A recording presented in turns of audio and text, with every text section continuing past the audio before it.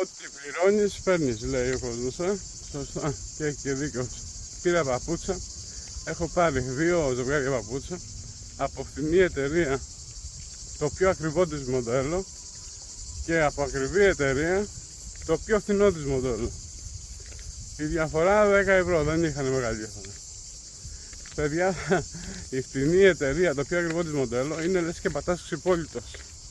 Πραγματικά καταλαβαίνεις τα πάντα. Πολύ βαριά παπούτσα και λες και περπατάς ξυπόλυτος. Δεν αντέχονται. Την ακριβή εταιρεία, τα φθηνά παπούτσια, είναι λες και περπατάς στον αέρα. Υπέροχα πραγματικά. Και μετά λέει ο κόσμος, ό,τι πληρώνεις παίρνεις. Και όμως η διαφορά ήταν μικρή, αλλά πιστεύω είναι και τεχνολογία και τεχνογνωσία που είχαν οι κάθε εταιρείες. Και πραγματικά η ακριβή εταιρεία την πληρώνεις και τη χαίρεσαι.